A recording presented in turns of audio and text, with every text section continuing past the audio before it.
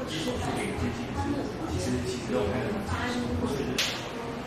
一下啊，1、2、3，再加1、2、3。我们今天这个个案呢，它是一个我们所谓的严重的后大，还有颜面歪斜的情况。我们可以看到它的牙齿的咬合在前面的地方几乎是完全没有碰到的，在没有开刀前，它只能勉强用后面几颗牙齿去做咀嚼，所以很多东西是咬不烂的，甚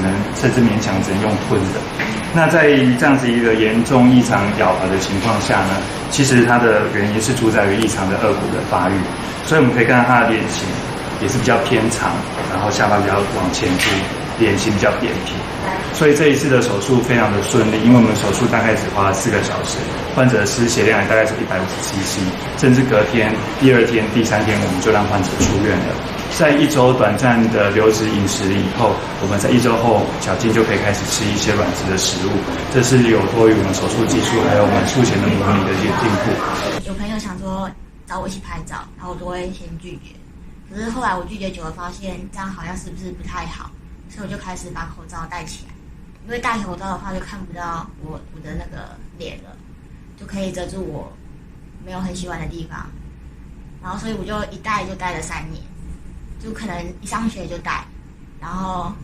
可能放学回到家才会把口罩给拿下来。这个手术其实它至少必须要等到我们的发育接近停止，甚至就是说我们青春期过后，所以通常这一类的患者至少需要到18岁以后，我们才可以动手术。在18岁以前，因为我们可能生长还在发育，所以这时候我们去开刀，可能他如果继续发育的话，他的咬合还会跑掉。所以就是说，年纪至少在18岁以后，那年龄上其实不会有太大的限制。好，不要动哦。好，很棒。那是从韩国很好，那个韩国上面的我以前是连这个面条咬断都没办法咬断，就是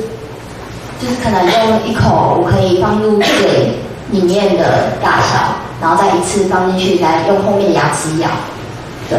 是完全没有办法直接咬断的。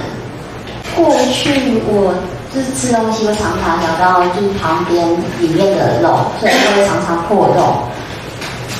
破最严重的是本来3个洞变成一个连在一起变成一个洞，但是真的连喝水都会痛。其实这个手术在台湾已经是一个非常成熟的手术。那为什么我们今天这一次还要特别邀请各位朋友过来的原因，是因为我们一个比较大的突破是我们已经从